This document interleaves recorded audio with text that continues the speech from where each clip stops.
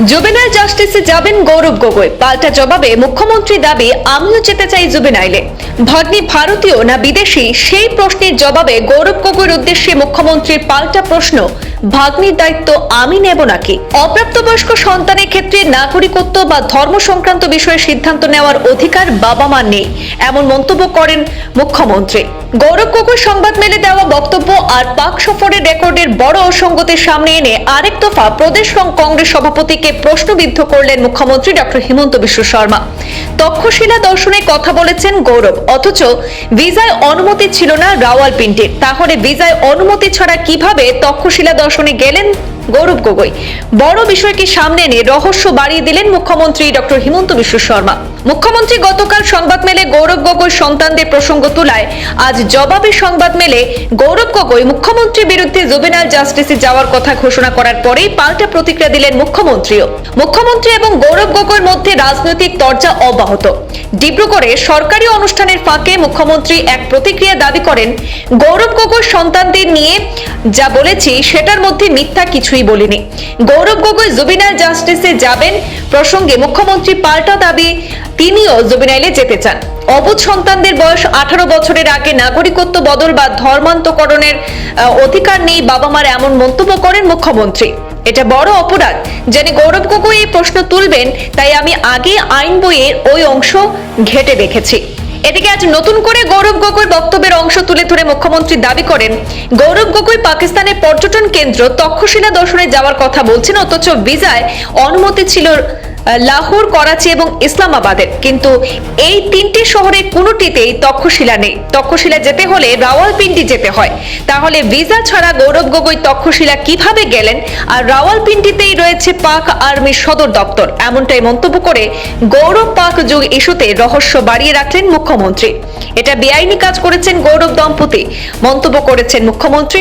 আমাদের হাতে মন্তব্য রয়েছে মুখ্যমন্ত্রী, শুনবো। এখন সংবাদদাল সম্বোধন কৰিছে, তিনিটা প্ৰশ্ন কৰিছে। প্ৰথম প্ৰশ্নটো হ'ল, মুখ্যমন্ত্ৰীয়ে স্পষ্ট কৰিব লাগে তেওঁৰ ভাগিনীয়েক বিদেশী নে ভাৰতীয়? ভাগিনীয়েকৰ দায়িত্ব মই ল'ম নেকি? আৰু দ্বিতীয় এটা কথা মোক কওক, ভাগিনীয়েক ভতিজাকৰ দায়িত্ব মই ল'ম নেকি? আৰু তেওঁ দ্বিতীয় প্ৰশ্ন কৰিছে, কালি তেওঁ 5 বছৰীয়া 9 বছৰীয়া যি সন্তানৰ ফটো দেখালে জুবেনাইল জাষ্টিছ এক্টৰ অধীনত তেওঁলোকে গোচৰ কৰিব। এইটো মই যদি কিবা অসত্য কথা কৈছো, মই উল্টাই জুবেনাইল জাষ্টিছ কেছ কৰিম যে ল'ৰা ছোৱালী দুজন ডাঙৰ নোহোৱাকৈ তেওঁলোকৰ ধৰ্ম বাপেক মাকে কেনেকে পৰিৱৰ্তন কৰালে। গৌৰৱ গগৈৰ ওপৰত মই জুবেনাইল জাষ্টিছ কোৰ্টত কেছ দিম যে বাপেক মাকৰ অধিকাৰ আছে নাই ল'ৰা ছোৱালীৰ নাগৰিকত্ব সলনি কৰা, বাপেক মাকৰ অধিকাৰ আছে নাই ধৰ্ম পৰিৱৰ্তন কৰা। এজন প্ৰাপ্তবয়স্ক ল'ৰাৰ ধৰ্ম পৰিৱৰ্তন হ'ব পাৰে, এজন প্ৰাপ্তবয়স্ক ল'ৰাৰ চিটিজেনশ্বিপ পৰিৱৰ্তন হ'ব পাৰে, কিন্তু বাপেক মাকে এজন ল'ৰা ছোৱালী ধৰ্ম পৰিৱৰ্তন কৰিব পাৰে নেকি? বাপেক মাকে এজন ল'ৰা ছোৱালীৰ নাগৰিকত্ব সলনি কৰিব পাৰে নেকি? যদি গৌৰৱ গগৈ জুবেনাইল জাষ্টিছ কোৰ্টত যায়, মই আদৰণি জনাম, কাৰণ ডিবেটটো ডাঙৰ হ'ব। এইটোৰ ওপৰত এটা সিদ্ধান্ত হ'ব যে বাপেক মাকে এজন ল'ৰাক হিন্দুৰ পৰা খ্ৰীষ্টিয়ান কৰিব পাৰে নেকি? ল'ৰা ছোৱালীজনটো সৰু, বুজিয়ে নাপায়। বাপেক মাকে এজন ল'ৰাৰ ৰাষ্ট্ৰীয়তা সলনি কৰিব পাৰে নেকি? মোক আপুনি উত্তৰ দিয়কচোন। মই জন্মোতে মই ভাৰতীয়, দেউতাই মোৰ পাছপৰ্টখন মোক নোসোধাকৈ সলনি কৰি দিলে। তেওঁ কেতিয়া কনচেণ্ট দিব? যেতিয়া তেওঁ 18 বছৰ হ'ব। গৌৰৱ গগৈ 18 বছৰ বয়সলৈকে ৰখিব লাগিছিল নে নালাগিছিল? গতিকে আচল গোচৰটোতো গৌৰৱ গগৈৰ ওপৰত হ'ব যে ল'ৰা ছোৱালী দুটাক তেওঁ শোষণ কৰি আছে, তেওঁলোকৰ অনুমতি দিয়া বয়সৰ আগতেই তেওঁলোকৰ জাতি ধৰ্মৰ পৰিৱৰ্তন কৰিছে। আৰু যিসমূহ অভিযোগ উত্থাপন কৰিছে, এটাও প্ৰমাণ দিব? প্ৰমাণ ইয়াতকৈ কি দিম? মই পাছপৰ্ট ভিছা দেখুৱাই দিলো, আৰু কি প্ৰমাণ লাগে? য'ত মই, তেওঁ ক'লে নেকি মই পাকিস্তানত যোৱা নাই বুলি? পাকিস্তান যোৱা নাই, প্ৰকাশ পোৱা নাই। তেওঁ ক'লে নেকি যে মোৰ ভিছাৰ কণ্ডিশ্যনটো পাকিস্তানত কোনোবাই সলনি কৰি দিলে? তেওঁ ক'লে নেকি যে মোৰ পত্নীয়ে দৰমহা পাকিস্তানৰ পৰা লোৱা নাছিলে বুলি? কোনটো কথা মোৰ অসত্য বুলি ক'লে? তেওঁ ক'লে নেকি যে মোৰ ল'ৰা ছোৱালী দুটাৰ মই চিটিজেনশ্বিপ চাৰ্টিফিকেট মই বদলোৱা নাই বুলি? তেওঁ কোনটো ক'লে? মই কোৱা কোনটো প্ৰশ্ন তেওঁ ক'লে যে এইটো অসত্য?